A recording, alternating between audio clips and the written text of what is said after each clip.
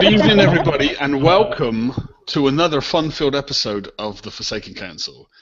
That's the worst intro ever. Yeah, fun-packed, action-packed. So we are on episode 12. Do you believe it? This is like a... Oh my god, no like way. a benchmark. Yeah, this is like 3 months now. Who would have thought? Who would have thought we could do it for 3 months? Yeah. Let's see if we can do it for 3 years. But yeah, no. So we've had a big week this week. We've had a big update.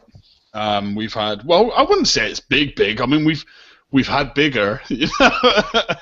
That sounded so gay. Anyway, you've had bigger, Liam. I've definitely had bigger, but this was a pretty big one. A big one, yeah. Although enjoyable all the same. Enjoyable. Mm-hmm. Yeah. Now, also we've had the Forsaken Mission content changes and new Forsaken Mission targets. Now I know that that's the main thing that most of the community is happy about at the moment, especially looking at the forums. There's a lot of positive posts about that, but we'll move on to that a bit later. So first, Lucy, you're going to work as slide girl tonight. We are joined by the beautiful panel. Yeah. Woo! Lucy, we have Lucy's picture. Hi. Hi, Lucy's picture. We have Monster's picture. Hello. And we, of course, have the wonderful TSM's picture. And don't worry about that asshole on the left without a picture. That's just Gadget. But look at Gadget's posh face tonight. Look. He looks so educated. Just His wee turtleneck jumper. the grey beard going on as well. I like it. That should be your pirate name, Greybeard. Fuck you. I'll tell you what, I'll change my name if you change yours to Gay Hair, Captain Gay Hair. Well, I could definitely Captain pull off Ass Captain Licker, Gay Hair. okay. Yeah. If you do Captain Gay Hair, I'll do Captain Ass Sniffer. Well, listen, you're just jealous that I can still grow hair. Okay? Ooh. Oh, I can still grow it. I just shave it off. Okay, alright. Well, it's debatable. Maybe we'll put a poll up. Okay? No, I wouldn't want to have a gay quiff like that, dude. Like, Jealousy's a bad Gadget, thing. I will pay you 2,000 coins if you grow your hair like Liam. We should swap hair for a week. I will pay you That would be cool. 2,000 coin if you grow your hair like Liam. With a Moving clip. on. no, 2,000 Moving on, coins. that's That's size 2,000 coins. That's nothing, man. I'm not going to put myself through looking like that for how long I'm going to have to. Listen. No, you must be mad. Okay, there is a game. we better move on to it at some point. Lucy, slides. Okay, hold on. Oh, guys, also Ren is away. I'm pretty sure he said last week, but everyone's probably saying, well, I've introduced all the admins, but Ren's away. Hope he's having fun, and we will catch up with him next week. We miss you, Ren. Miss you, Ren. Okay, slides up. Let's go. The wonderful slides created by our lovely Andrew. Thank you, Andrew. You've done some cracking slides. We do have a lot of slides tonight, but we'll do our best not to focus too much on them. It's just big update, lots of changes, lots of stuff to talk about. We'll try and not focus on the slides too much, but we'll post them in the page afterwards. So the release notes, Forsaken Missions. We don't need to read that bit. We're fine on that. We're going to get into the Forsaken Mission changes afterwards, Lucy. So skip to the next slide on that. Okay. I changed it. Okay. Sorry, excuse me. Okay, the release note, whole buffs. The Apollo buff. Was anyone expecting that one? Yeah. Well, it needed something, didn't it? No, it took me completely by surprise, man. I thought the whole was awesome, just as it was. Mm-hmm. It definitely needed something, you know. Well, as they say, it was working out as intended, right? I don't know. No, I don't know. I mean, I'm not sure of the conclusion on it. I know people sometimes say that technology is rushed out. I think. I don't know if I can say this on the show or not. No, I don't think it's anything bad. I think that the person that normally works on holes was unavailable, and due to a lot of development going on in BP at the moment. So the production, or at least the design of this hole, was commissioned to someone else, and they had to relook at it. Small story short, they weren't happy with it. We weren't happy with it. You know, and Kixeye have done the right thing here and buffed it, so we can't really give them too much flack for that, I don't think. I hope this is not a trend, though, because we've had it with the Revenge, and now we've had it with this. Well, I mean, I would have been a lot more upset if they didn't buff it, because I certainly wouldn't have built it. You know? granted, yeah, but I mean, the thing is, let's just talk about this though, because I did manage to have a chat with someone about this yesterday as well. You know, these buffs are here for an intention. They've taken the penetrative defense up to 60. Didn't really need that in my opinion. The corrosive defense buff from 50 to 60, I feel was required, and the reason I feel it was required, as chatted about yesterday with Reagan, is this hull does need to be. It needs to have a niche. There's no point of it having a 40% corrosive resistance because rhinos have 50%. So it has to have that like slightly shinier effect. You know what I mean? It has to have that slightly better effect. What's the point of having the corrosive defense if an old hull has got better? What do you think? no, it's true. No. The retargeting added to the hull. Now, we were all screaming for this. This was something that I screamed for straight away in the preview. So I'm really, really glad to see that. How do you guys feel about that? Should have come out straight away. We all said about that in the preview. Oh. Definitely. A lot of these buffs should have been on it from the start. Well, see, what they've done here, by adding the retargeting to the hull and adding 40% penetrative accuracy, you now don't need to run GSM. You can now run this new special that they released. And crazy. I'd rather run the GSM and add it to the extra 40%. Now I'm getting like plus 80% accuracy on my stuff. Do you know what I mean? My reason for the GSM was the retargeting addition. The accuracy was never a real issue. My reason for the GSM is always the accuracy, because you know if you're starting with 100% accuracy missile and you've got your GSM retros, you're getting like a 60-something% boost on that, and that's all working against high evade, mate.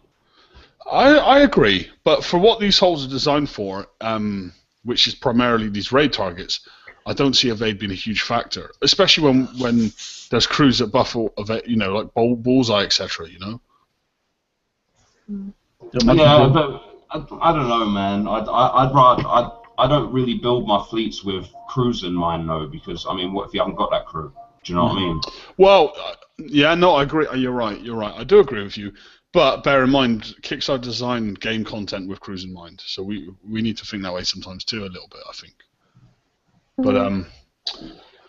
But sorry, I am stuck on Lucy's screen, guys. I do apologise. I didn't mean to give you a slide for 10 minutes. So also, guys, the 1 hour, the reduction in repair time, that's a huge thing. I mean, that's dropped by more than half, has it not?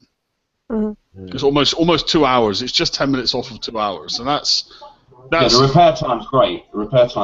But one thing I have got to say, they also mentioned that the build time was going to be reduced, and it's not showing it in game at the moment. In my shipyard, the build time still shows as exactly the same as it was before. I didn't see a post saying the build time was being reduced. Yeah, it does. It says it's very, very small, mate. But it says we've given it some buffs and reduced the build time. I did not know that. That's new knowledge to me. Okay, I'll have a look at that.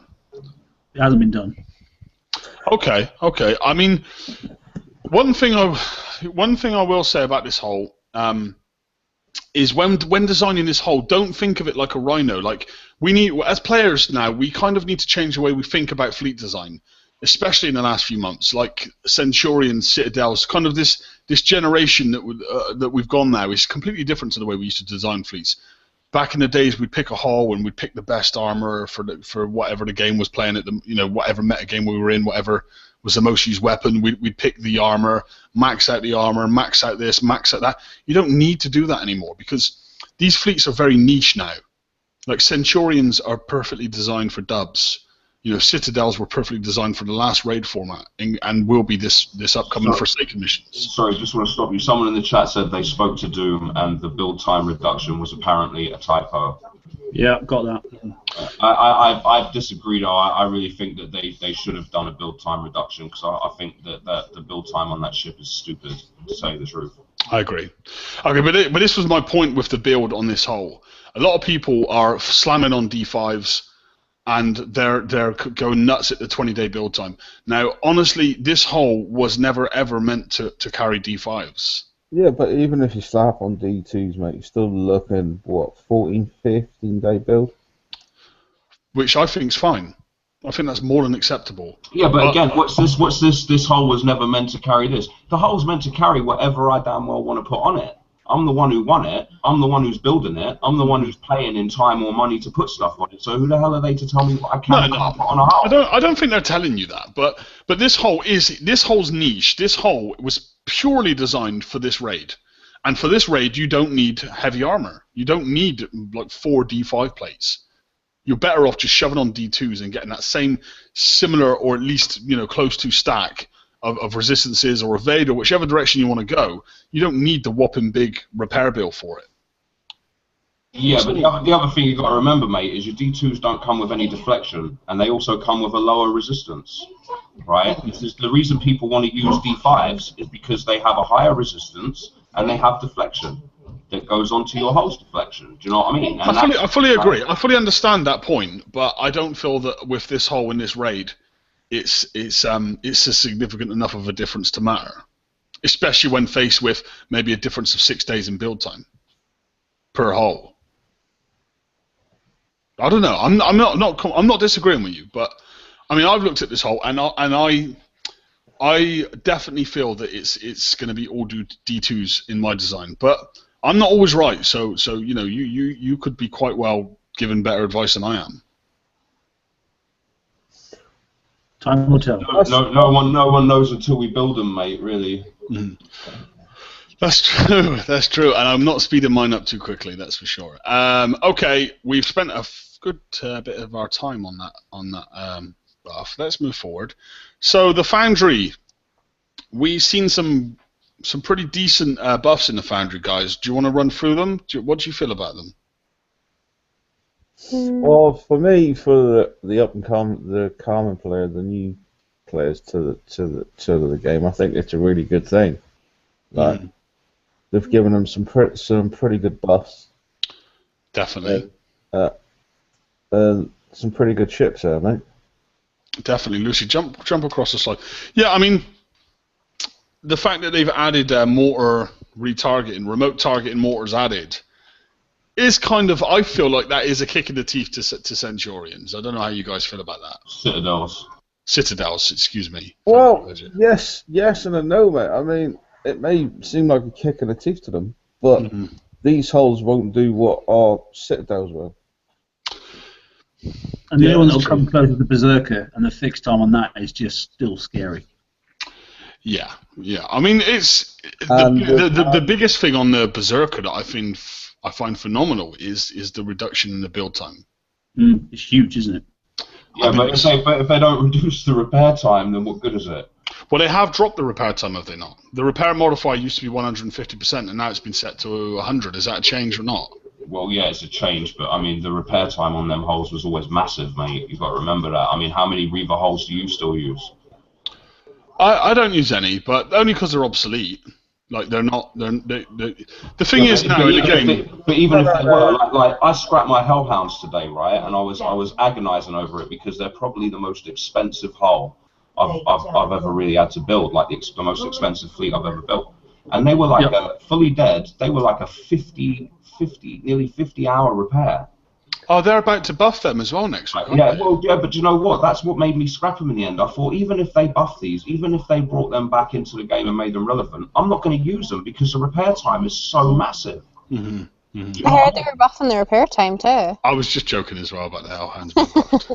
I have to say, I think the Reaver hulls, they'd have to look at it carefully, but they should take the repair modifier off it and just. I think most of the hulls should just come out a set 100. In fact, take repair modifier off altogether from this point forward on new hulls that come out. I agree. It's a dead issue. Don't worry about it. See, the Reaver hulls across the board. I mean, I was mad with them, and I coined loads, and I paid for it in the long run, mate, because the repair times are just crazy across the board. Like, I had a long build. They didn't last long, and the rep times were just unreal, mate. So it's still not any type of Reaver fleet I would tell people not to touch. Like, it's just crazy, mate. Well, I tell you what, though, R5 and R5 Grimshine, leading some Zerks, would be interesting to see. Maybe not in base hitting, but in its bracket. You know, it would be interesting to see how well that fleet would perform now. I would like to see it anyway. Maybe for the lower end guys, yeah, it'd be a top hold, but I wouldn't touch them. Okay. But then that's just me. You know what I mean? Well, I see what I do like about the Foundry system is, although I've yet to really find any of it appealing to me at all as a player, like there's nothing in there for us big guys, which in itself is a flaw because they need to put something in there for the big guys. I mean, don't get me wrong. I know that the Foundry is something that's designed to benefit lower levels and help them get up to speed, but you know, they shouldn't be closed off to the big guys either. There should be something in there for us. And that's you just selfish. Make Goliaths relevant again. No, that's not me being selfish. Not at all. I like the feature, but I've yet to be able to make any kind of headway on it because make Goliaths relevant again. Oh yeah, make Goliaths. Awesome. You know, that would be awesome because everyone's got Goliaths, man. I think Liam scrapped his. Don't. Well, listen. You know, these things happen. I do seem to scrap everything just before it becomes really good again. Well, just looking at the Berserker for R5 here, the repair time on it has gone down to 56 minutes. I know, that's crazy. That's a huge reduction. That's a blank hole, obviously. Yeah, of course. I mean, the stats are through the roof. Let's look at the so guys. I mean, I'm not going to sit down there and read every single stat off to you because you'll just be sick of my voice. Trust me, you know, you should ask Lucy. You get sick of it real quickly. But we're generally just talking about the buffs in general. I mean, the DNX here, I feel that this hole's become really good, especially, is the build time on a DNX 6 hours still? Didn't they drop it down to 6 hours? So not 6.5 hours or something. Something like that. But well, I'm not going to argue over 30 minutes. But you know. Move on, I'll have a look. I'm just. But that's an impressive set of stats. Bear in mind, guys, that with these new Forsaken mission targets that are coming, they're going to be based upon the last raid cycle, but without the deflection being relevant because of the way that the PvE diversion created. You know, these new targets will be carrying deflection bypass. But that wasn't supposed to be happening, though.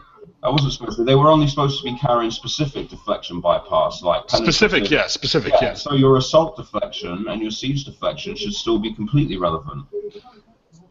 Because that's not a specific deflection. That was the whole point. They said they had no plan to do it. That's why so many people were up in arms about the data mined information saying there was assault deflection bypass in the raid targets, because in Raken's statement he had said that they had no plans to mess with the assault and siege deflection. They were only going to mess with the specific deflection to stop the PvP holes like Revenge being used in PvE targets. You're absolutely right, actually. You are absolutely right, and I overlooked that in what I said there. But what my point I was trying to make is that I do feel that these holes could be useful to players maybe either new in the game or mid-levels. You know, it would be useful for them to put together a fleet of this kind if they didn't have that. It was super cheap, wasn't it? I mean, it's 5 hours 14 minutes for a blank hole, and the repair time is also 54 minutes as well. So the repair time's awesome. Well, the problem is, though, if they are the same as the last raid cycle, then the problem I think players are going to find is not so much having these mortar holes, because, to be fair, my citadels would never get hit anyway. So it doesn't really matter what hole you're going to be using for your mortar remote targeting. It's whether or not you have the tank to put up front. Exactly. That's going to be key here in this new content, but that's something I guess we're going to have to wait and see. I mean, I hope to see some holes rolled out in it. So yeah, so just to clarify, all these holes that have gone in, which obviously the Citadel class, they've all been given remote targeting, every single one of them. There's a few questions in the chat about that, and I don't think people have clicked on the. If you click in your ship builder and then go to obviously select the hole. You'll see it states on each one that it's all got remote targeting for the DNX is like the drop-off margin is 60%. It's quite big, but Lucy, go back a page, Lucy, if you don't mind. Yeah, so this is these buffs that you see on the screen now. These were given to these holes instantly before you even have to do anything. Yes. So, yeah. And maybe that would clarify it for the guys. So this, you can see here the build time reduction straight away has been reduced to 2 days. Straight away it's been added to remote targeting on mortars. Straight away it's and then you get the Foundry bits, yep. And then on the page that we're on now, this is the Foundry. This is what you have to retrofit in the Foundry. So Yeah. the first 2 sections were the instant buffs, and the next section we're showing you here is the Foundry buffs. Does that clear it up, TSM? Yep, that's right. So yeah, I mean, as we were just mentioning, I think personally the Berserker looks really, really impressive, but weren't you like bitching about that earlier? Well, I just feel that maybe 4 Berserkers may perform better than 4 Citadels. Yeah, because they get that buff to the drop off as well, the fall off, right? Mm-hmm. The remote target and fall off, they actually suffer less fall off than the Citadels do. But do they get the same remote target and range as the Citadels? I think that could be a key point. Well, they haven't listed the remote target and range, have they? You see, That's down to the weapon, then, isn't it? So if they don't get, no, it's not down to the weapon. It's a percentage of the weapon's range, right? So if they don't get the same remote targeting range as the Citadels, then they're not really going to be in the same class. I'll have a look at that one. If they're being tanked, though, it's irrelevant. Well, I don't know if it's irrelevant. I mean, if you look, some people, they can drive around the outside of your base and still hit your island from the outside with the Citadels. Well, the Citadels have that 100%, don't they? I don't see the DNX getting like. It's 60 on the DNX and the Nova Storm. Oh, it lists it, does it? Yeah, it states it in the blueprint now. Yep. 60%. Okay. Do we have a figure on the Berserker? I'm just having a click on it now.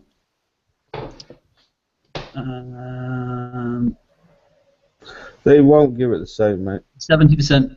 No. 75%, is it not? Because there's only 2 ships hold on. in the current game that's got that range, that remote targeting range, and that's the Citadel and the Hellstar.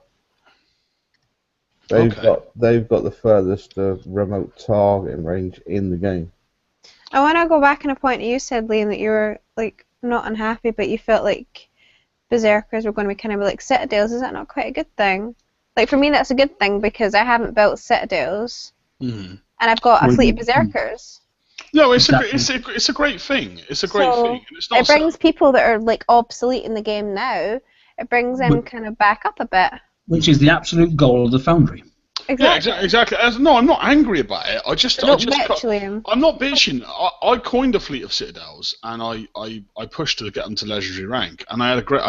They helped me out in the raid. They were great, and I plan to use them in the new Forsaken missions. But I kind of feel that well, at least I felt until we just looked at the remote targeting ranges there that they had lost their luster. No one wants to coin a fleet and then see an old ship be given a buff that makes it better than the fleet you just coined, do they? Well, they're not going to do that, mate, at all. No, they're not doing that, no. But, that was my point, Lucy. Mm-hmm. Yeah. Mm-hmm. Right, okay. Move on. Mm-hmm. Move on before mice get thrown. Bulk buy discounts. Yeah, move on. Do you want to move on from that? No, I mean, what's interesting, I mean, we expect to see the Apollo being a little bit higher, but why the V2H missile cruiser? I can only assume that maybe... Something's coming back. He got some good buffs, didn't it, for the raid, that's why. Oh, yeah. Well, I'm just thinking, you're right, but that's the how they've not built it. Have you scrapped your MCX fleet, Liam? I scrapped them, yeah. But what I'm saying is, I don't see what... The people that are going to be using V2H and Missile Cruiser X's are going to be the between the sort of mid and high levels, I would say, and they're potentially not even the people that can afford the coin anyway. So the market of those holes are not the market of people that coin. So they're obviously in there for no reason. So why are they even offering them a discount? Well, no, because they've got to offer discounts across the board. Somebody might not coin that much, but if they see that and they've got a set, it's like, well, I might do. The better one to put in there would have been, what's that other one that's like the Rhino? That other wee ship. The Mastodon. No, it's another one. I can't remember the name just now. But everyone says, "Oh, get that," and it's good for like really low levels doing missions and everything. I can't remember what it's called. I bloody can't remember. Kodiak. No, just stop listening naming them. But that would have been good in there. Like MCX, you never see anyone with MCX. Mercury. Yes, that's it. Got it. No That's a idea. good little hole. Mm. Like America would have been good in there. Mm-hmm. But I don't see why MCX is there. That's quite strange. Well, you know, it's VXP. You know, I still won't buy it. You know, how about you guys? Nope. No. No. But then again, I guess we all buy it in the end, don't we? Because VXP weekends aren't free, so. Can I be. don't know. If you do it right. Well, you've always got to do it right. Next slide. Okay, weekend details. Weekend details. Do you want me to read it? Yeah, go on, Lucy. Read it in your best, most professional voice. No. A VXP weekend will run from Friday the 20th, 9 AM PDT, to Monday the 23rd. Instead of using DRAC Convoy VXP targets from April, we will instead select one May event target from each set for this VXP weekend. That's Why are you gonna happen. laughing? Did I say something wrong? No, because that's going to happen. I know we're laughing because we know that everyone's going to be upset about that. Yeah. Oh, right. It's 'cause it's bloody Sorry, ridiculous, that's guys. why. Is that why you wanted me to read this? No. Bear in mind though that they did that. Didn't they do that when they released mines? Like they made one VXP mine so everyone could get used to hitting mines. That's what they're trying to do here. They'll be dumbed down versions of the raid targets so they can get everyone used to hitting these raid targets. Yeah, I reckon a lot of people just won't even bother trying them because they got burned in the raid. They're not going to go and hit the same target again. Do you know what I mean? Mm. But what if I told you repairs were lower? Which is the rumour, isn't it? Which is a good thing. It's a rumour, I think. Considerably lower. Okay. What if I told you repairs were free? Just kidding. Just kidding. So the level 43, 61, and 80 target from the Civil War will be available for attack. And then dash read are 2 points because they're just like times and stuff. So level 80 target will only spawn from Friday 9 AM PDT to Saturday 9 AM PDT. And the level 61 and 43 will spawn the entire weekend. Unidentified raiding fleets will also spawn the entire weekend with the same payouts as before. And elite salvages will also have double payouts throughout the weekend. So that's good for low levels. It's fantastic. Yeah. That's quite good. I don't know why everyone's upset at this. Is this a bad thing? Well, no. What gadgets are highlighting there, babe, is people will not be happy that the VXP targets that give them the high VXP are actually going to be like targets from out of the raid we've just done. And as you know, Not the previous raid. Yeah, a lot of people are not happy with. Yeah, you know that raid that you looked at and didn't bother playing. Oh, That's what the targets for the VXP weekend are going to be. Oh, hell no. I literally went in one target and then went out again, and I was like, just no, not doing it. Nope. Well, you know, let's not go into the raid again because that's just a whole can of worms. But okay, so VXP weekend's coming, guys. Get your Apollo fleets coined and get them ranked. That's what I'm saying. Yeah, whatever. No, do you know what? Last VXP weekend, if you remember, guys, I was away. So I've still got a fleet of bloody Revengers that need ranked. They're still sat on 2-star. Liam, you're locked on me for screen. Sorry. So yeah, so I've got to have to get them done, and then I built Zoe's Rhinos to replace old Rhinos, so they need ranked. That's before I even look at anything new. It's like backdated. So I'm glad of the VXP weekend. I'm going to slow build the Apollos anyway, so I've got nothing else to rank, so I don't actually need this coming weekend, which is a good thing, which means they've been working because I'm up to speed. Definitely. You know what? I don't think I'm even going to touch the Apollo hull until they sort out the missile for it. Well, I'm just building blanks personally at the moment. Do you think that the missile will be something they'll look at, or? Well, they're going to have to do something, and knowing Kinks, every time I sort a fleet out and then I get it out there and I play around with it and then they do something to another weapon that's supposed to be with it. It turns out better than like the fleet I've got. So I don't think I'm gonna build a fleet to then have to refit a fleet again. Like, so my rhinos work in like the raids. So I'm just gonna wait and see, mate. Well, I don't blame you for that either. I mean, I am going to build some Dryo Apollos, same as TSN, but only because I don't really have anything else to do. I like the buffs that they've done to them, and I think that I think before I seen the changes to the Apollo, I was planning to refit a Rhino fleet throughout the month. And now that I've seen the changes to it, I think that maybe I can build an Apollo fleet that will do the raid cheaper than the Rhinos will. Therefore, all I was planning to do was just build one single Apollo and put it in front of my set of Rhinos. But now I might consider doing a full set now. We'll see. Well, that would work as well, Mark. You know, to be honest, I'm thinking about doing that as well. I've already got a couple built, so I'm not planning on coining the fleet. I'm slow building it, so I'll have time to slow build one before the next raid and get it up to speed, right? But I won't have time to do that with the whole fleet. That's going to be. And clearly, with that acceleration buff, you're not going to need any rank on the darn thing anyway. It'll turn fine. So but if you want rank on it for your countermeasures, mate. But that's it. Yeah, but you'll definitely want rank for your countermeasures because that's going to affect them. Well, I think the rank has a deep-seated effect on the switchblade weapon, and you know, I think if you could get a fleet of Apollos ranked and then put a switchblade on it, you would see a completely different weapon, you know. But that would be very expensive. Exactly, and that's why I'm not going to do it, mate, because it's surely down to the cost, and I'd rather use my Rhino fleet and slow build them, and then they'll be up and ready for when this new lot gets put into the live game as a different target for, I don't know, armadas, say. I should have the fleet up and running by then, but I'm just not in no rush, mate. I've got a fleet that works, so why spend a lot of coin just to get a fleet going for like...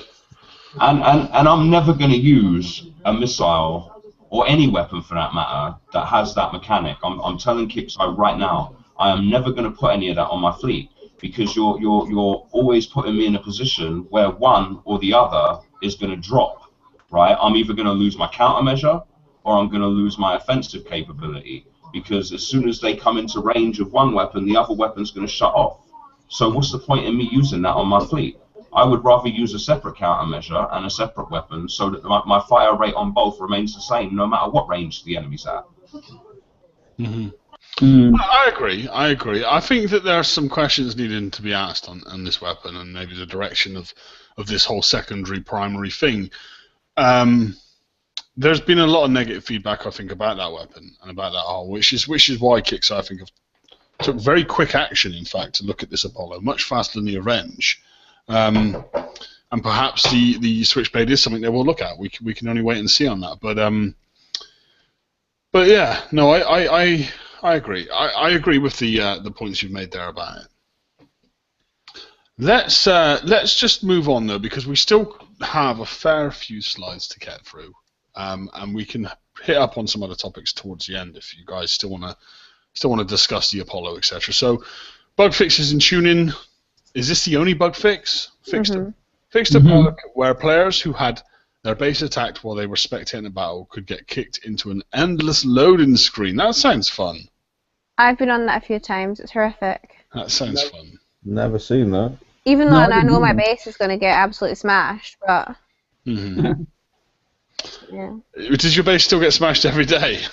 Recently, yes. Okay, well... Still getting smashed a lot, Lucy, okay. Yeah. I'm a farm. Okay, and the next one, Forsaken Machine Change. Now, I know that this is the one thing that many people are most happy about. Oh, yeah. Well, I don't understand why people aren't. Excuse me, let me phrase this right. I don't understand why people are so upset, because we've known about this for how long? 6 weeks? 8 weeks? Everyone protested as soon as they heard about it. Can I just say one thing? At least they're doing one thing, and it's going to be transitional. There's going to be an overlap, and that's a hell of a positive. That's awesome, man. That's awesome. They're giving you a chance to adjust. That's just dropping it on you.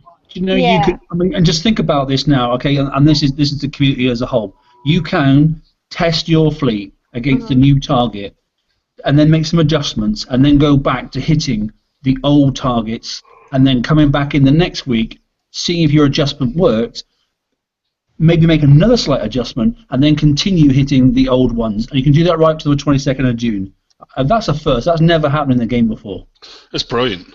And you know, if they would have put that kind of level of thought process into the last raid, we would have a very, very happy community right now. So, you know, and also remember, you know, the targets are based off the previous raids, not the one we just had, but the one before, right? And correct me if I'm wrong, but most people should have fleets that can do these targets already, because they were using them like a couple of months ago. Well, unless the people that are complaining are the ones that couldn't do the last raid, and in which case I would say to myself, well, maybe, you know, the Forsaken mission it's not your biggest problem right now. You know? Exactly. You know, maybe you don't need to get to tier 5 in the Forsaken mission. Not everyone's destined for that. Not everyone's destined to be at tier 5. No, if you're a level 40. You don't need to be getting to tier 5. No. You know what I mean? You know, you shouldn't really have the tech to get to tier 5 at that level. Just get what you can get, I think the game we're in, though, is, you know, it's that competitive environment, isn't it? As a player, just think to when you were level 40 and someone says to you, you can't do that. But as a player, you want it all. You want to go out there and you want to get it all. You know what I mean? So, I remember when I first started playing, the first 2 or 3 raids when I was playing, I couldn't even take part in because I had nothing. I remember helping you out in those two. That was going to do anything. So I just sat back and let everybody else play, right? Do you know what I mean? And that's you know, and you have to look at it and you have to try and build towards getting into the raid, and then build build towards getting to a certain tier on the Forsaken mission, and then try and improve it. You know, it doesn't happen overnight. I mean, when the first Forsaken mission came out, I couldn't do it for free back then. But you can do your campaigns, you can do your foundation stuff. There's things you can do. Yeah, it's just that everyone gets so used to being able to do the Forsaken mission for free, right? Because we've been able to do the Forsaken mission for free for quite a while with the tech. You know, at least the high-end guys have. And you know, but when it first came out, it wasn't free. When it first came out, it was costing us. You know, it just takes a little bit of time, man. Within a month or so, somebody will have videos out with strategies and builds and everything else. Do you know what I mean? And it won't be such a big deal. Well, so I think the other point quickly to mention is, I've just seen in chat there's a couple of complaints about the 150 million. So I think the simple thing to say is it's only 150 million during the transition phase, because they know that many of the top level players that hit T4, you know, either do it instantly. It doesn't take them any time at all. I mean, I get the whole of tier 4 done in less than an hour, and I click, you know, reset, and I do the next bit in 40 minutes, and then I go and fix half my fleet because it's only taking me half a fleet to do it. That's a top end level fleet. That's the way it normally is. That's why they need to change the range format. But because we've advanced as players way past the technology that's in those outposts. Yeah. So because that's what a top level player needs to do within a month to be able to continue. So basically, the T5 is being brought in at 150 million then, because if we can't hit the new targets, we can still revert back and still hit 150 million on the old format, but still not take a massive amount of damage. It's just going to take us a bit more time. But when the new targets come and the old targets disappear, the points that you need to get to tier 5 will reduce, or the targets will go up in I think it was 33 million points for one target. And we're going to get maybe a month to prep for that. The points for tier 5 are actually going to go up, not reduce, mate. But the target values will go up as well in line. So I mean, the points are irrelevant. It's the number of targets you need to kill that's the point, isn't it? And that will basically stay the same. Well, I'm not really formulating an opinion just yet. Like I definitely can see that with this new format coming in, players are not going to transition well. I never transitioned well when they changed the Forsaken. I'll be honest with you, I didn't transition well when they changed like the old outpost that me and Panda from Dog when we were in Dogs, we used to autopilot the 27s all day long and just me too. Been there, done that. And then they changed to the what used to be 65s, and we after a little while we didn't like them at first because they had so many. I remember having to get 40 27s every day for every day of the FM.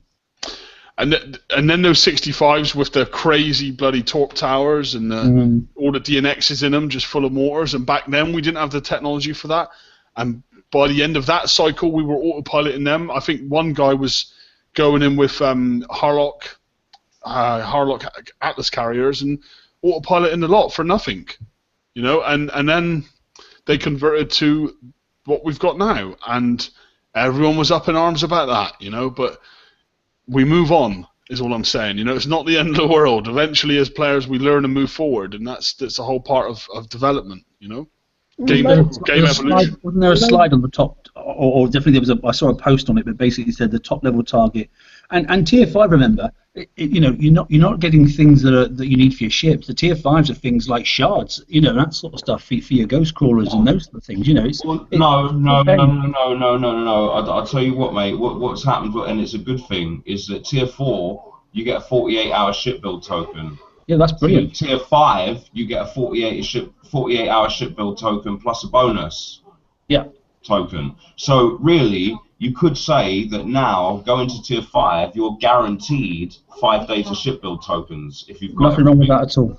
Right, and whereas before you were only guaranteed 3 days of ship build tokens on a run through. So you can get more tokens this way as well. So I'm just saying, right? I mean, that's a good thing. I don't see them putting game-changing must-have tech in tier 5. Certainly not for the players that are struggling to get to tier 5. So I would say to the community as a whole, don't stress too much yet, because we haven't seen it. Just the rotation of the shards, which I like. I think it's a good idea. It's encouraging the top-end players to go for tier 5. Otherwise, you wouldn't bother, would you? Exactly. And look at the way that they've been sliding through the technology, dropping it down through the ranks. Look at what's in tier 1 now in the raid, in the Forsaken mission. Yeah, tier 2, tier 3. I mean, it's mental. Draconian scatterguns going into tier 4 this month. I mean, that's on like the next slides, mate, isn't it? Yeah, sorry. Let's jump into the next slides because we're just talking through them, but we've actually got it all written down. But that's just saying maybe it's a good thing because there's so many level 70, 80 players in this game that get to the fucking top of the Forsaken and stuff, but they haven't got the rest of the tech to use it, like. If like you know what I mean. So they've got all these new shiny things, but they can't build a decent fleet because they haven't got the other stuff, like. No, I agree. Okay, so the Forsaken mission changes. We've probably covered a lot of this. Let's have a look. A new, more appealing UI layout. Not sure we needed that, but cool. As long as it didn't take too much time and money to do it. So we've got a new user interface coming. Prizes will no longer be random. Now that's an interesting point. Prizes will no longer be random. Rather, rather they will be set in a known sequential. Say that word. I can't even say that word. Sequential. Okay. Bloody hell.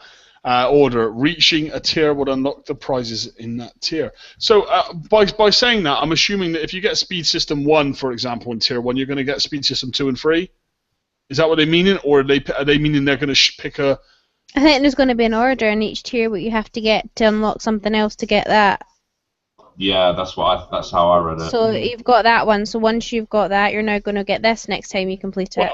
I wonder if it's... But you'll basically know ahead of time what prize you're going to be getting next round through. Yeah. Right? So you'll know that, like, when you do the FM this week, you'll know what prize you're going to be able to get next week. Do you know, I kind of like not knowing what I'd be getting. The randomness. That. What I think they're doing, at least I would hope that they've put as much thought into it, is that, like in the raids now, they give you a specific path to follow. They say, well, if you're going to pick, let's say a ballistic hull, then here's all the ballistic specials on the way up to it. If you're going to pick a mortar hull, here's the new mortar, and here's the new mortar special, and is that what we're going to see here? Are they going to say, right, tier 1 we're going to give you Shockwave Q, and in tier 2 you're going to get Explosive System 3, and in tier, you know what I mean? Is that Is that maybe it would be that kind of route, a specific tech tree route? I just don't know why you can't just pick them, mate. Yeah, that would be much better. It's annoying as hell. Mm-hmm. Because if you're after like a certain thing and then you get something from a different tier, then you're gonna have to wait because you're gonna have to go through that whole tier before you can jump to the next tier. Like, I personally think it's going to be in the tier system for the release. I think there's going to be a bit like the raid that's just had. This is option A and this is option B. This week, if you haven't got it, you're going to be given option A, and then the following week you're going to be option B. And if you don't need either of those items, week 3 you're going to get the token. Mm-hmm. Mm-hmm. I don't think it's going to be a case of speed system 1, speed system 2, speed system 3. It'll just be tier 1, speed system 3. You either have it or you don't have it. If you don't have it, that's your prize for the week. Next week, because you've already got it, it's going to be the next prize. Mm-hmm. It's not going to be a case of jumping down the tiers of that set weapon. It'll just be that weapon. And if you don't need it, it'll be the token. Always. Well, that's good. It's a good idea, I think. More tokens for all. But I don't. And you know what's coming. I don't want the shards. Yeah, and you know the chance. Because you've already got everything, monster. You know the chance of the 7-day tokens coming as well, mate. Right? Yep. Yep. Yeah. So you could get 48 hours in 4, 48 hours in 5, and then 7 days in 5. Right? Yeah. So you could be looking at 8, 9, 10, 11 days on one round of the FM to tier 5. Dave, you need to turn the auto-tune off, man. You sound like a robot there. I thought it was my comms. Speak again, David? I might have... Hello? Yeah, it sounds...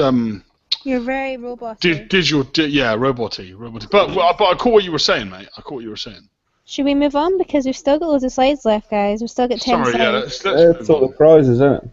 Yeah, we've got the prizes to cover. So, let's briefly... Does anyone want to quickly cover this? We have basically just spoken Covered all about that. this, yeah. Here's the prizes. Right, the prizes. The Cryo Trigger. A draconian tactical installation that can be equipped to any water structure that will deploy a cryo field that will debuff nearby enemy ships when that structure is destroyed.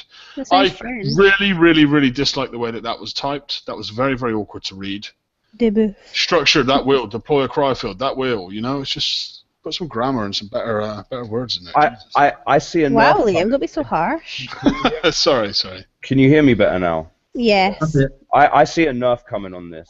This thing right here totally reminds me of the Borbus Gore Saber when it first came out.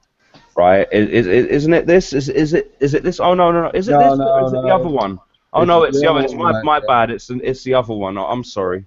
Well, guys, about that today, like. Yeah, guys, it's the next one. My bad. How do you feel about this? Happy, good, sad, Well, upset? I feel indifferent about it, really. Nothing with the ice stops the base hitting fleets now, so. Mm-hmm. I mean, a cryo field. What is it? A tactical module? Can you equip it to oil rigs and? Yeah, water buildings, isn't it? Isn't it any water building? Do you see this being a great deal? I mean, what fleet doesn't kill an oil rig before it gets near it? Exactly. And unless it's got a range of 10. And what do ice fields really do now? I know. They just supply some lovely light blue on the water while the fleets drive past and kill you. Okay, so let's move on. The Cryo Trigger, well, I'm sure that, like everything in the game, sometimes there's always a scenario where it's just the thing you need, and maybe there'll be someone that will find that useful. I don't see it being too useful, but this one this is the one you were talking about, guys. Yeah, this is going to get nerfed, mate. Look at that damage. 5,000 damage, radioactive, with a range of 102 and a splash of 102. So that gives it, does that give it an effective range of 204? Mm-hmm. Do you know what I mean? Now that reminds me of the Borbus when they first brought it out with that 10,000 damage stat that went into a base, got hit once and blew the whole base up, right? and that's what this reminds me of, mate. They're going to bring it out. You're going to go into someone's base with a revenge fleet. You're going to pop the building that's on, and your revenge fleet's going to go poof, and they're going to nerf it. That's what I feel about it. But the thing is, it ranges at 102, correct? Mhm. What is and it has a splash of 102. What is the primary range, or sorry, the secondary range of the Gatling gun? It's 104. Right, so it's very, very close, yeah, okay. Yeah, but you can outrange the range, but what about the 102 splash, mate? Well, if it doesn't hit you, it's not going to splash past its range, is it, surely? Well, I don't know. Is that how splash works? I mean, I thought when a weapon with splash hit you, the splash came out from where the weapon landed. Well, I think the explosion or whatever, or the damage it of would be the building. on the building, wouldn't it? Yeah, it would center on the building, and it splashes out at 102 from that. So. But if someone's clever though and places it on a building, there's always points in your base where even if they come in your base picking it apart, there's points where they start rushing, right? And if someone's clever and puts it in the right place, it's a massive amount of damage, man. I mean, if you get caught in that. And it's radioactive as well, which is kind of the chink in the Revenger's armor. Yeah, no, it's definitely a useful module, and it's something that I'm really looking forward to seeing in action. I just hope it's not a ridiculously long equip time, Anyway, let's hit into the next one. So this is the one that's got a lot of people excited. And awesome sauce. It's got me very excited. Now, guys, can I just highlight to you that when this was originally posted, there was a typo made with regards to what was written in the forum when it was first spoke about. Originally, when this was first spoke about, it was stated, and I believe we already slated this before we even seen it. It was stated that this special was going to only be triggered when your outpost gets damaged. Yeah. That was actually that was just written wrong. Doom had a slight error in the way that was typed, or was misinformed. This is going to be triggered through the time, isn't it? It's time. Is it 60 seconds? I haven't had a chance to read that yet. 60 seconds. 60 seconds. Reload is 60 seconds, isn't it, as well? That's a cooldown time. Right, the cooldown time. 60-second cooldown. So one would assume that means it's going to go off every 60 seconds. So you'll get 4 overloads in a base hit. All I can say is if you've got the right weapons built in your base, bye-bye revenge fleet. Yeah, mate. Could you imagine 6 Deadeyes on level 7 turrets with AT getting overloaded?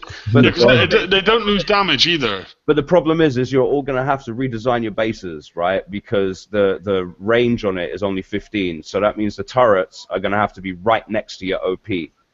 So you're going to have to go not just in front of it, but down the left and right hand sides of it if you want to put them turrets in and get them affected by the overload, right? So it's going to require island redesigns, which also gives you a pinch problem. You're going to have to put one of those rocketeers in there as well. Yeah.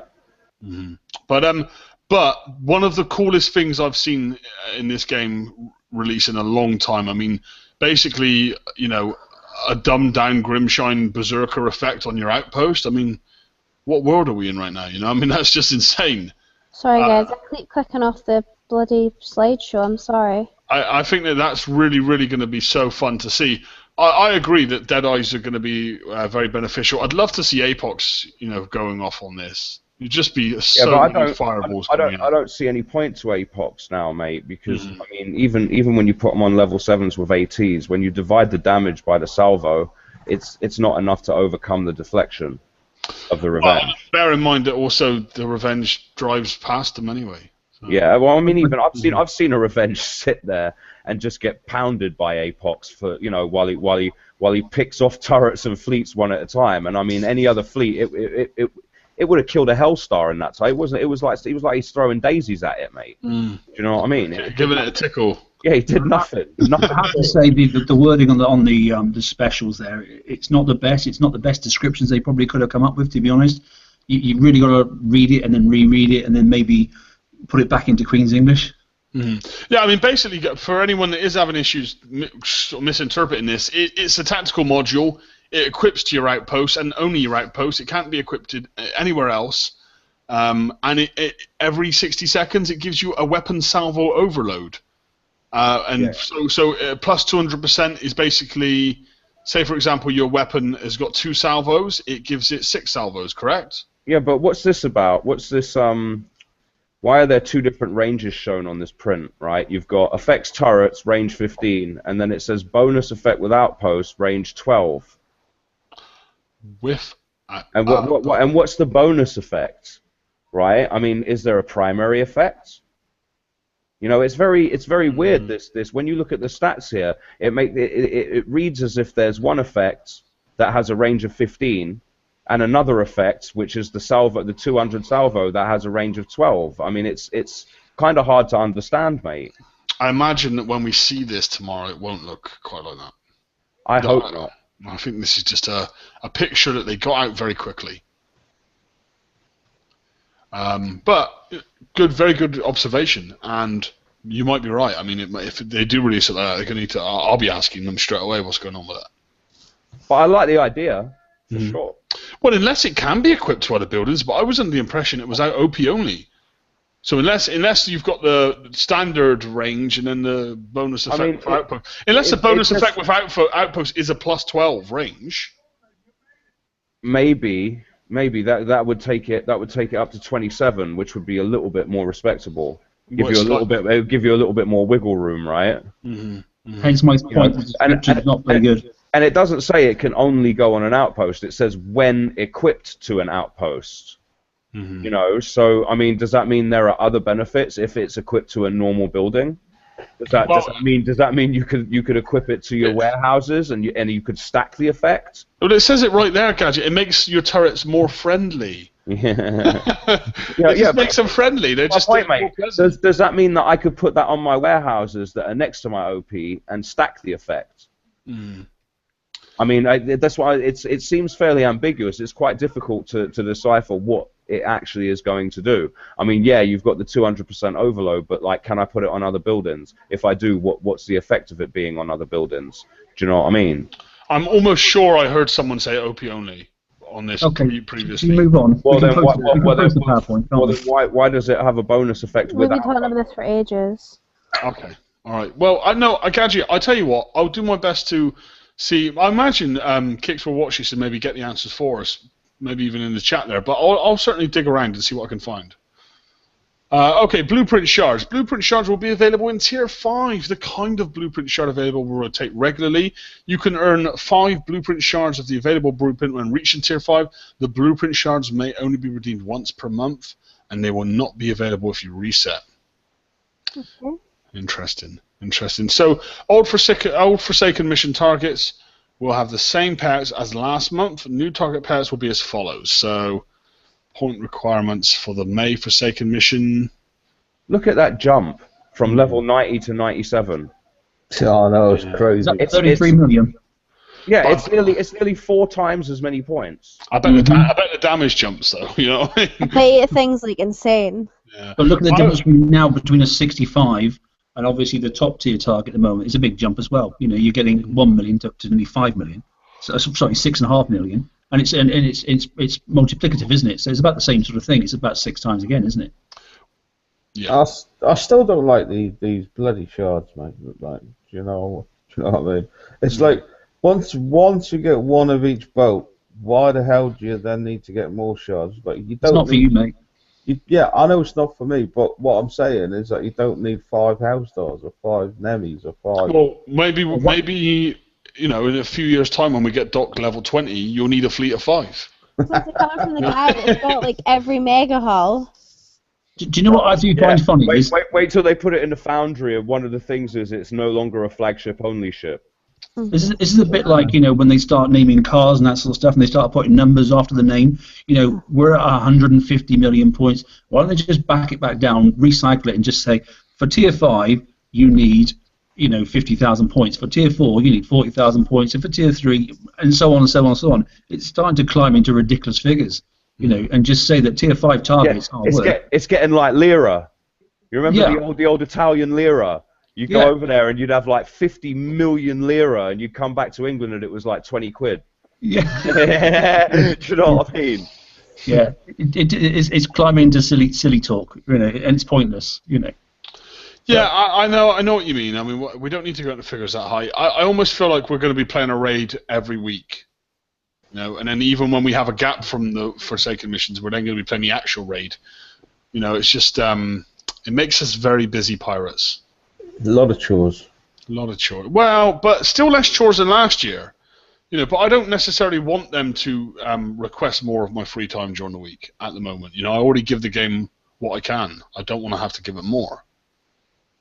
So the request quickly there, because we're nearly out of time, is just pop back to the tier 4 prizes just so you can confirm what they are. Well, you've still got the whole prize list to go through, mate. Well, we're okay. I mean, generally, guys, you guys have seen the forum. What we will do is we'll get all our slides posted into the Forsaken Mission page for anyone that wants to have This is like the last, just going through the tiers is the last slide of the slides anyway, so... Okay. Okay, so there's tier 1 prizes, guys. You can see all of them there. Quite interestingly, there's some interesting stuff in there. Tier 2. System 3 is good. Tier 2 is very good. Strike Warheads, very noticeable that's in there, guys. So keep an eye on that. Yeah, that's good. Tier 3. Tier 3, Siege Targeting 3 and Siege Battery 3. I mean, how many times are we going to see these released? You know, it's just ongoing that. Tier 4. Now, there is something in here that I'm very excited about. Where is it? It's the Draconian Scarab Gun. Finally, I'll get one. And they've increased the amount you can have to 2, so I'm going to have 2. I disapprove with that, Kixeye. I don't think finally you should get one. Kixeye, please make sure you can't get it. Don't get a gadget have 2, man. Don't let Liam have one. I in fact, you know, I'm just saying 3 would be nice. Me Don't too. let that guy have it. Look, he needs to sort himself out. He's got a grey beard and glasses, man. You can't be giving that guy 2 scatterguns. You know what I called you earlier, gadget? Okay, guys. No, but I mean, all joking aside, tier 4. You know tier what I'm 4 is going very to call you interesting. live on air, Lucy. Tier 5, we have Hellstar Shards times 5. The Overload Reloaded Mechanisms. Hellstar Shard times 5. Man of War Shards times 5. 2-day ship build tokens and the bonus token. So it's a pretty heavy tier 5. But for anyone that's saying, "Oh God, 150 million," look at tier 5. You know, you don't really need to be there. It would be nice to be there. The Overload Reloaded Mechanisms would be great. And Kixo, please shorten that word. This is just for people that want the mega hulls that have to go to tier 5. That's all it is. Well, no, it's also for people who want the ship build tokens. But I'm wondering, are the shards going to be like prizes, right? You know, like if there's a prize that you haven't got, then you have to get that before you can get the token. So does that mean that I'm only going to be able to get this token once, even if I run through it twice? Because Well, it does say I'm going to get the shards first, and then I'm going to get the tokens on the second run through. So I believe the shards aren't available when you reset. It's not available when you reset. But what I'm saying is when I run through it the first time, do I get the shards and the tokens?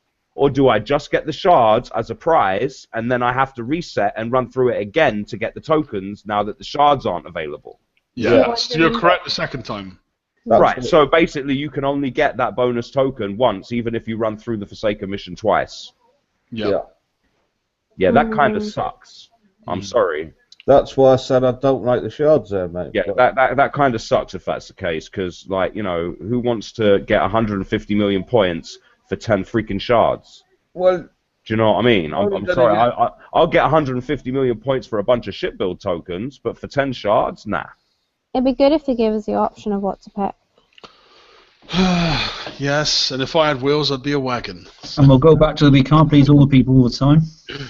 Yeah. No, you know what? I mean, it's there's a lot of changes coming. You know, we've had a very rocky couple of months. We've had a lot of changes come our way, and the game is moving. You know, we can either jump on board of that ship and move with it, or we can stay behind and complain about it. You know, that's my view on it. I love BP. I enjoy the game, and I'll keep moving forward with it. Don't get me wrong. I'm not painting a perfect sunshine. You know, I know it's not a perfect picture. I know that there's obstacles on the way, and I know we face some difficulty sometimes in the game. But it's a game we all love. That's why we're still here after years and years and years. We're all still here playing it. There's a reason for that. It's because we love this game.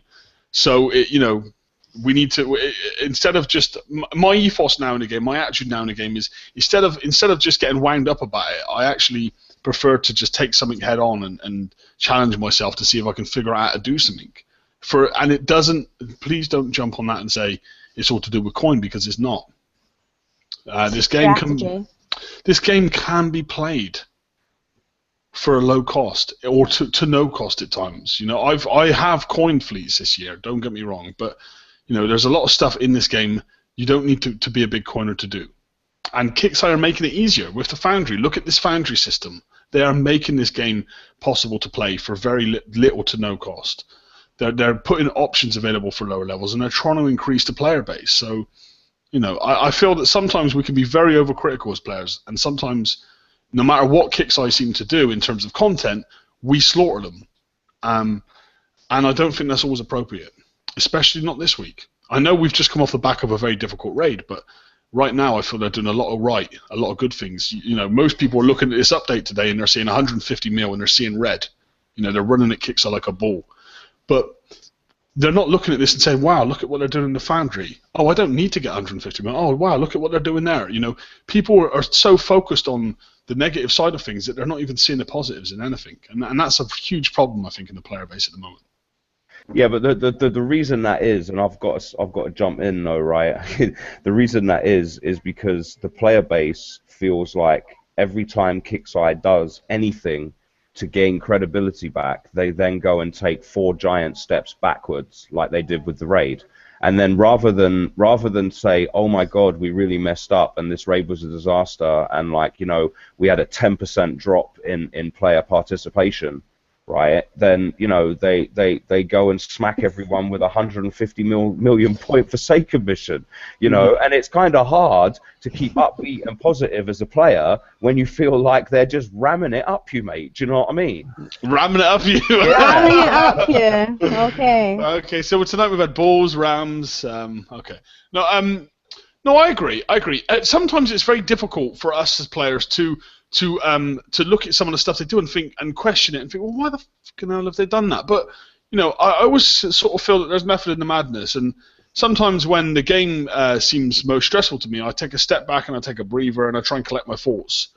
Wouldn't it be nice if Kinks did that? Just like took a week off from throwing out new stuff, took a step back and fixed stuff like the Switchblade and that, and said, right, you've got this. You've got that for the next 2 weeks, and we're going to work on stuff which isn't working right and get that fixed. Mm-hmm. Well, the problem is they do stupid things like they did in the raids, and then they're forced to have to ram content down our throat to try and recoup the money that they lost on the raid. Do you know what I mean? And if they just got it right in the first place, they wouldn't be in this position, and we wouldn't be in this position. Do you know what I mean? The raid was fine for me, but I could see how it was a horrible raid for a lot of people. Do you know what I mean? And you know, that was shown by the fact that a lot of people just didn't even bother. I mean, you and Lucy were both the same. You logged in, you had a little go, and then said, see ya. And you did. I didn't see you, mate. I know you were on and off every now and then, but I didn't really see you. And I know Lucy didn't even bother getting on. Once she saw what the raid was, she just said, no chance. I did the raid, but I didn't enjoy it.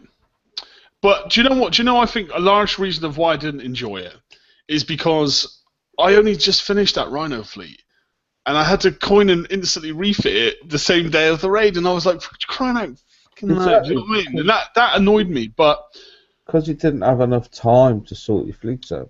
I didn't have enough time. No, but it's the same every single raid, mate. Mm-hmm. Mm-hmm. You just don't have enough time to transition off fleets. Well, I will say, oftentimes, I will say for everyone that thinks that maybe the TFC, you know, I know that Saturday's show wasn't sometimes well received, and I was going to avoid the subject entirely, but for everyone that thinks that maybe we are too Kicksai positive at times, it's not that at all. I mean, we have an obligation as a show to try and provide the best quality of show for you as the players, and to do so, we need to have good communication with Kicksai too, because we're not only doing a service to the community, we're also doing a service to Kicksai. In terms of giving your feedback to them so they can create a better game, and then we take what you're unhappy about and give it to them. You know, we're kind of like a middleman in a way. But to do that, we also have to have Kicksai's attention, and we're certainly not going to get Kicksai's attention by sat here saying your game's a load of crap, we don't like what you're doing. I mean, Kicksai would just log off and never watch your show again. And so, I don't know how anyone could say that I'm always on Kickstarter side. I think out of all the shows that we've done, I've been positive on 2. Well, no, Gadget, they did actually say that you are like Will Harbin's best friend. Yeah. You know. You know, I've been positive about Kixeye on 2 shows out of all the shows that we've done, including the open mics. There's only been 2 shows where I've been positive about them. It's not about being positive. It's not about being negative. It's about being constructive. Exactly. Yeah, I mean that was my point there. I mean, go on. Sorry. No, I mean I was just going to say if we are going to continue to provide the help that we want to give the community to create BP and make it a better game, then we need to be constructive. We can't just be out there slating everything. You know, we need to take your opinions and try and formulate it into something constructive. We can't just jump onto a show and start swearing. That's not how it works, you know. So I do apologise for anyone that maybe... Well, I don't apologise because I'm not sorry. I feel that Saturday's show was very honest, and I'm just going to leave it as that. Okay. Yeah, and I just call things how I see them. You know what I mean? And at the end of the day, if I think what they've done is crap, I'll say it's crap. And if I think what they've done isn't crap and that people need to just like get over it, then that's what I'm going to say. Do you know what I mean? And I'm not really going to make apologies for that. I mean, it's just my opinion. Dave, there's one thing I have to say, right? If you say something that's not good, you'll back it up with an explanation. Whereas a lot of people don't do that. Mm-hmm. Yeah, well, I try to, yeah. And can we also get a poll up in the page? Should Gadget shave off his bum fluff? We'll get that up for Saturday's show because I generally feel that we should get rid of that. And equally, I think one of the options on that poll should be: should Liam have a less gay hairdo? Listen, you need to stop about, this gay stuff, all right? Mate, you've got so much hair gel on that right now. I bet you could put a glass on top of it and it wouldn't even fall off. No, that's where you're wrong. That's where you're wrong because I got out of the shower. Do you know how many products Liam uses in his hair? That's just hairspray. I bet his hair products are more than your beauty products. He does. Liam moisturizes. I use the best quality shampoo because it's all about the shampoo. Is that the end of the show now? Yeah, it's the end of the show. We should end on that note. It's all about the shampoo. It's all about the shampoo. That's my word of the day. Head and Shoulders, 4 men, and not none of this fruity added stuff. Just use the classic, guys. Just stick to original. Liam, shut up. Okay, so we'll see you all. We'll see you all on Saturday. Take care, all. I hope you have a great week.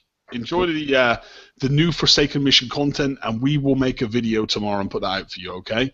Have a good week, and we'll see you Saturday. Take care. Bye. Later.